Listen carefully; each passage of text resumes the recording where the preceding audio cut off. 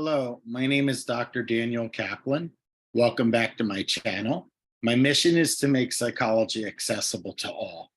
In today's video, we are going to talk about later adulthood, and I'm going to introduce the concept of psychological illnesses in middle to late adulthood. We're going to talk about anxiety, depression, substance use, psychotic disorders, and delirium, and then the neurocognitive disorders. But we're going to just introduce the concepts because I have subsequent videos to follow. And then I'm going to talk about some unique issues that we've started to see in the research as it relates to people in late adulthood.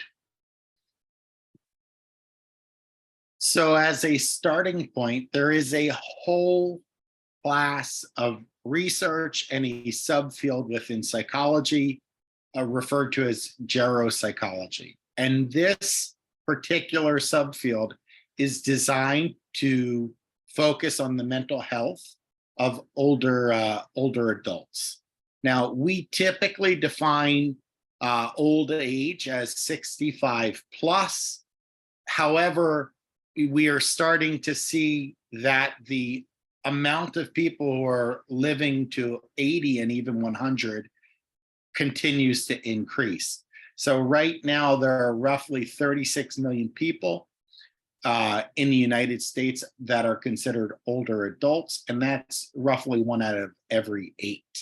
And in terms of male to female ratios, older women tend to outnumber older men by 3 to 2, 1.5%.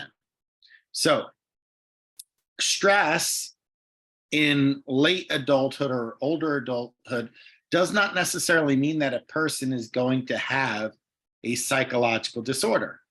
However, we do see that as many as 50% of older adults would benefit from mental health services, yet only less than 20% actually receive them. That is a significant gap in service. And as our population continues to age, we're going to see this gap continue to increase unless we do something about it. And similar to childhood, old age does bring on some special pressures and unique upsets and biological changes. So the psychological issues that we referenced on the previous slide can be subdivided into 2 distinct groups. The first group refers to disorders that are common in people of all ages, but are still connected to the aging process. And then the second group is referred to as disorders of cognition that result in brain abnormalities. And because this is an introductory lesson, it's important to note that we're going to have separate videos on each of these concepts. So the next 2 videos will focus on depression, anxiety, substance use disorders, and then I'm going to do psychotic disorders as its own video. And then afterwards, we'll move to delirium, mild neurocognitive disorders, and major neurocognitive disorders. And delirium will have its own set of videos. So, but understand that the condition of aging has typical processes and then age-specific processes. So if we were to think about, well, what issues affect the mental health of older adults? We're starting to see that there are ethnic divides as it relates to older adults, and there are significant problems related to ethnic minorities receiving care. We also see there are inadequacies in long-term care facilities and in the home, and then health maintenance approach that might need to be considered as we continue to age as a society. So The first issue, as I mentioned, was related to ethnicity. We do see discrimination based on race and ethnicity. It has been a problem long time in our society in the United States, but we have double and triple jeopardy. What does it mean to be an older adult? Well, that is a group of that's a minority group, but to be an ethnic minority plus an older adult, that's considered a double jeopardy or double minority. And then older women who are part of ethnic minority groups are considered triple minorities or triple jeopardy.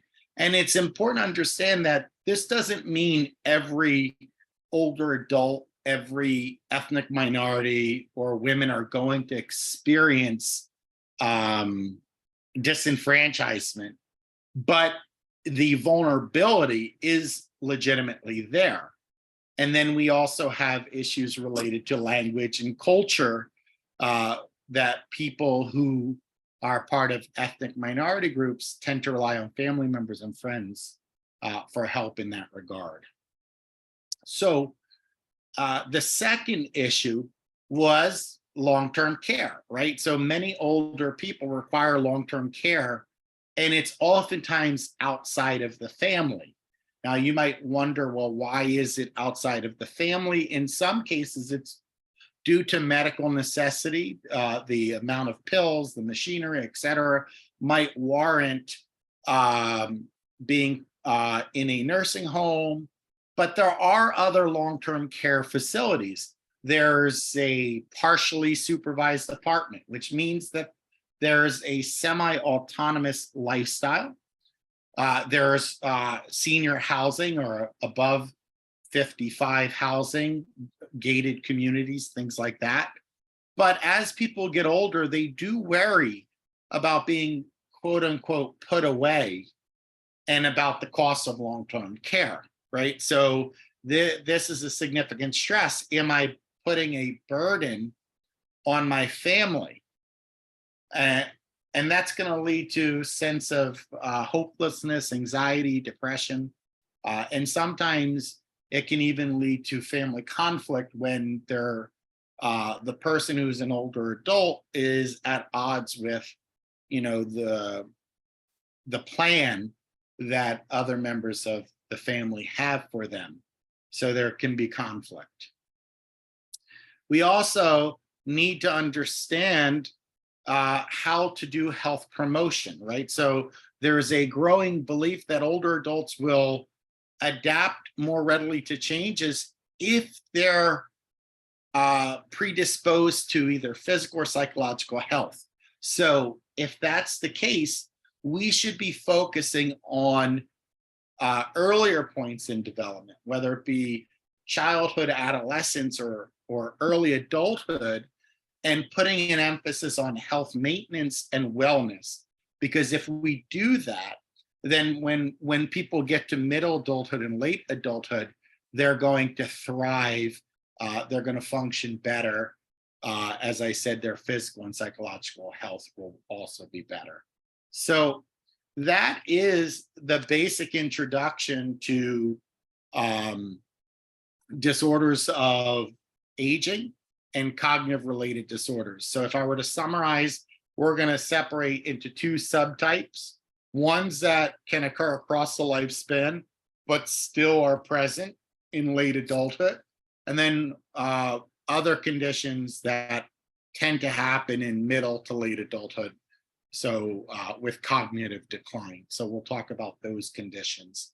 And then the issues related to aging in general, we have to think about how ethnic minorities and women face other forms of discrimination in addition to ageism, right? We also have to think about the burden that people feel they're placing on their family and the fear of being locked away or put away. And then lastly, the importance of health promotion at earlier points in development. That was our lecture in a nutshell. So if you learned something new, if you found this meaningful, please give me the like button, hit the like button, subscribe, click the notifications tabs. That allows the video to go to a larger audience. In addition, if there was something particularly meaningful from today's video that you wanted to discuss, put it in the comment section below.